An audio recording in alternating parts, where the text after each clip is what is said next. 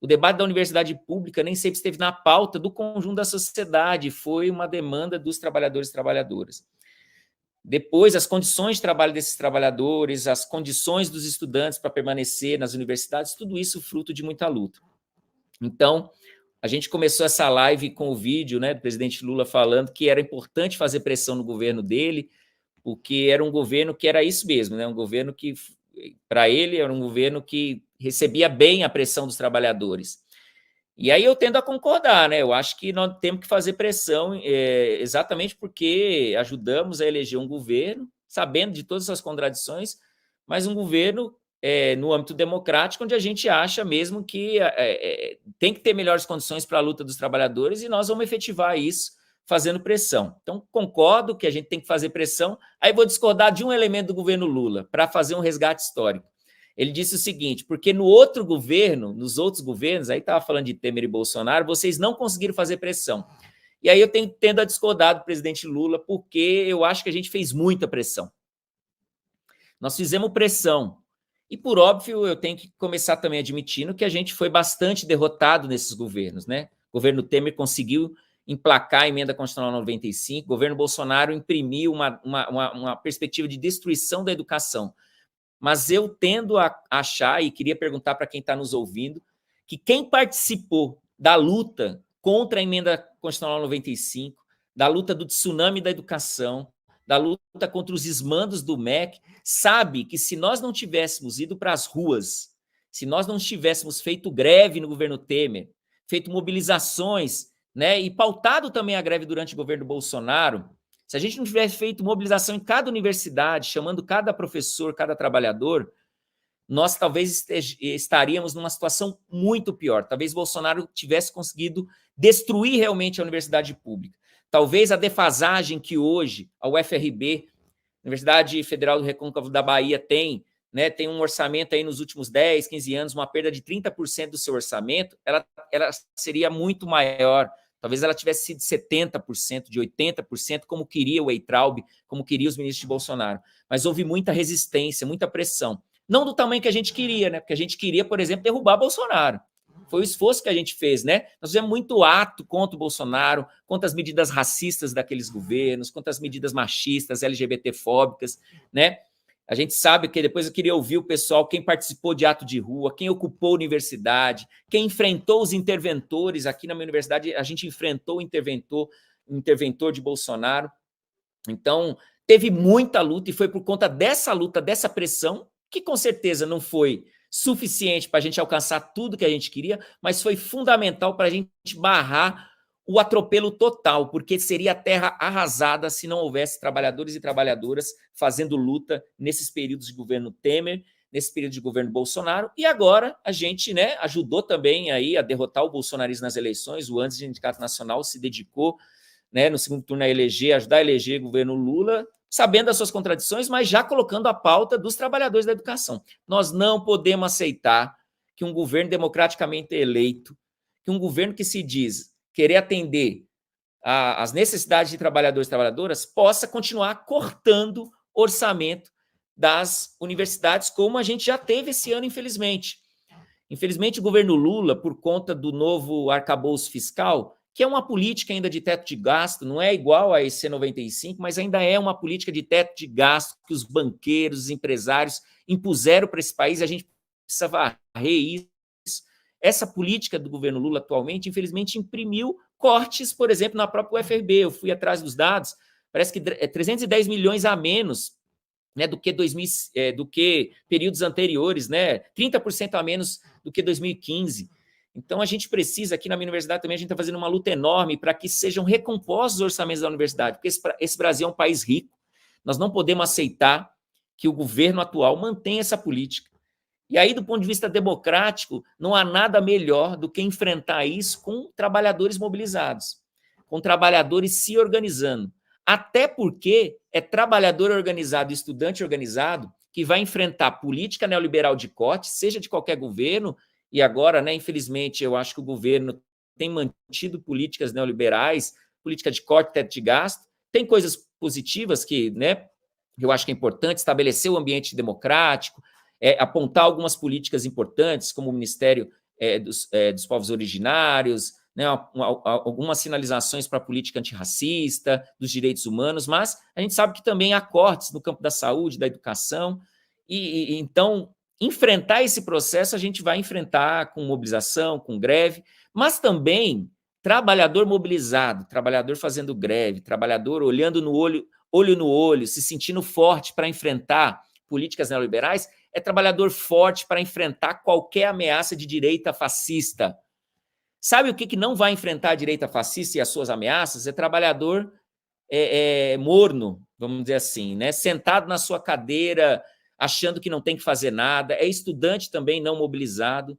Eu penso que se as nossas universidades tiverem um movimento forte de mobilização, um movimento forte que seja para enfrentar com greve as nossas pautas, um movimento em que os estudantes também venham para as mobilizações, coloquem as suas pautas, esse movimento vai barrar qualquer ameaça da direita. O que vai fazer a direita crescer é a gente continuar uma política de desmonte das nossas universidades, porque o desmonte da nossa universidade significa o desmonte do pensamento crítico, da capacidade da ciência fazer vacina, da capacidade de estudantes se formarem, os estudantes pobres, negros, negras, afro-indígenas, né, os estudantes quilombolas adentrarem a universidade, terem moradia, terem restaurante, estarem fortalecidos, lutando, pressionando, não há direito que consiga enfrentar trabalhador e estudante forte e mobilizado.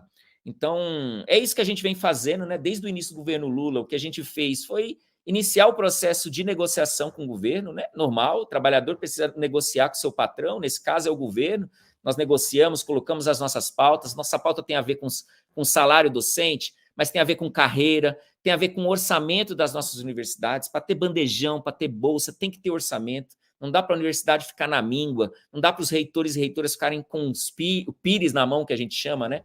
Tem que ter orçamento. Essa é a nossa pauta. Desde o dia 2 de janeiro, o Antissindicato Nacional protocolou no MEC. Infelizmente, o ministro Camilo não nos recebeu até hoje, mas olha só que interessante, novidade aí para todo mundo. Com o movimento grevista da FASUBRA dos técnicos, com o movimento grevista do sindicato do Sinasef, né, dos institutos federais especialmente, que pega docentes e técnicos, e com a construção do movimento grevista do Antissindicato Nacional, já apontando greve, deflagração no dia 15 de abril, em alguns outros lugares a coisa ainda está um pouco mais devagar, em outras está mais rápido, mas bem, esse movimento crescente, nós recebemos hoje a notícia de que o MEC chamou pela primeira vez a mesa setorial de negociação. Olha a importância da mobilização dos trabalhadores. Será que se a gente tivesse parado, esperando, essa mesa não teria demorado além de 1 ano, mais 2, 3, 4 anos? Então, agora a gente vai com força para essa mesa. Dizer, olha, nós estamos preparados para enfrentar com luta aquilo que é nosso. O orçamento que hoje não está indo para a educação, está indo para a lógica da dívida brasileira. Esse sistema da dívida ilegal, imoral, né, que garante o que a gente chama de bolsa banqueira, o pessoal da auditoria da dívida fala isso, é algo inaceitável. A gente quer esse dinheiro no bolso do trabalhador, na vida do trabalhador, na escola, na bolsa dos estudantes, no bandejão, na recomposição das perdas inflacionárias das servidoras e servidores públicos, das perdas dos docentes, dos técnicos, né? Nós queremos uma carreira melhor para estimular que o jovem, o jovem professor continue na carreira docente, não seja capturado por outras lógicas, para que ele não precise buscar outras rendas, né, nas relações com empresas, a relação com o interesse privado, pelo contrário, que ele tenha garantido ali as suas condições de vida e trabalho e salário na universidade, que tenha boas condições, que tenha um processo, né, de desenvolvimento da sua carreira, de maneira que ele possa pensar sua aposentadoria como alguém que contribuiu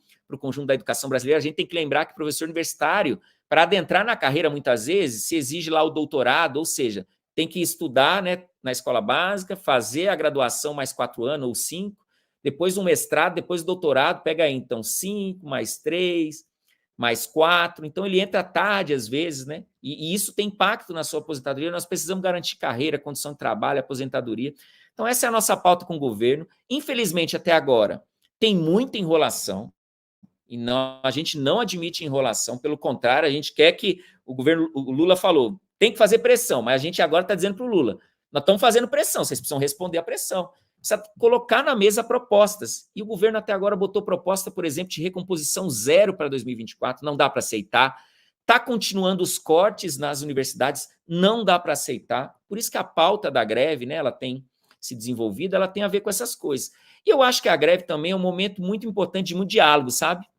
Eu quero dizer que eu tenho ficado muito feliz de ver as assembleias cheias, para que os trabalhadores, professores ou os técnicos decidam o que eles querem fazer, se eles querem fazer greve, se eles vão manter o estado de mobilização, se eles acham que ainda não é o momento. A diretoria do ANDES tem apontado a necessidade de enfrentar esse processo com greve, com mobilização, mas, na verdade, cada conjunto de trabalhador e trabalhadora na sua universidade precisa ir para as assembleias e fazer o que está fazendo, encher as assembleias para definir os rumos das lutas, para poder debater, conhecer o colega, dialogar com os estudantes. A gente sabe que não é fácil, né? A greve sempre é um instrumento, o pessoal fala assim, vai atrapalhar meu semestre. Pois é, atrapalha porque o resultado do trabalho docente é importante. Se não fosse importante, né, a gente nem não teria importância a gente parar ou não. Então, quando também o aluno diz, vai atrapalhar a minha aula, tem um lado, entre aspas, assim, importante disso, porque quer dizer que a nossa aula é importante. E isso num Brasil em que a gente foi massacrado, né, chamado de... usaram termos, né, vagabundo e tudo mais. É importante saber que o nosso trabalho ele é fundamental, que ele não pode parar, exatamente. Aí o que a gente tem, eu tenho dialogado com os meus alunos falando o seguinte, olha, a gente quer uma greve, uma mobilização rápida, a gente quer que o governo entenda que nós estamos mobilizados e que ele negocie, que ele coloque proposta. Então, quanto mais gente pressionar, se os estudantes vierem pressionando também, eu acho que a gente resolve isso rapidinho, porque a força dos trabalhadores, dos estudantes, é algo que é muito potente, e a história mostra isso. Nós conseguimos enfrentar muita coisa, a maioria das conquistas dos trabalhadores foi com esse processo. Então, penso que nós estamos num momento bonito da educação brasileira. Eu quero lembrar aqui, vou finalizando essa primeira parte aqui, Marcela, não sei como é que está o tempo, posso retomar depois, mas lembrando, Paulo Freire falava, né, que ele sonhava, vendo a marcha dos sem terras, ele sonhava com a marcha daqueles que querem mais educação, mais escola, mais universidade. Eu acho que esse momento é um momento da gente preencher as nossas universidades. Nós passamos por um processo da pandemia que esvaziou as nossas universidades, o corte de recursos constantes esvaziou as universidades. Eu olhei os dados aqui, viu, da UFRB, por exemplo, a gente teve aí nos últimos tempos uma diminuição na relação de discentes de discentes relacionados a docentes, ou seja, caiu o número de discentes das nossas universidades, ou seja, teve evasão, o aluno conseguiu entrar, mas não conseguiu permanecer, e isso é impacto do desfinanciamento das universidades, isso é impacto da deteriorização que foi feita nos últimos governos e que não pode continuar nesse governo. Esse governo precisa interromper, só que, infelizmente, há uma pressão, um governo de composição, os empresários estão lá no Camilo Santana, o Camilo Santana se reuniu mais com o empresário da educação do que com o trabalhador da educação. Então, isso tem efeito, né? Tem efeito numa política de permanência de corte, e a gente quer interromper isso. E a gente só vai interromper isso se a gente der uma sinalização forte. Qual que seria o outro panorama, o outro cenário? Seria a gente não fazer nada. Imagina eu agora aqui, eu estou aqui na minha casa, por exemplo, sentado, assistindo TV, sem mobilizar, sem estar aqui nessa live, sem estar como eu estava hoje panfletando na minha universidade. O panorama da desmobilização de trabalhador e desmobilização do estudante é o panorama de continuidade de cortes nas universidades, de continuidade das perdas salariais dos trabalhadores, dos docentes, das perdas de bolsa, das perdas de capacidade de infraestrutura das nossas universidades, e isso a gente não pode aceitar. Esse panorama não nos ajuda, o panorama da desmobilização. Por isso que as greves, né, que estão acontecendo e a mobilização que está acontecendo é um bom sinal.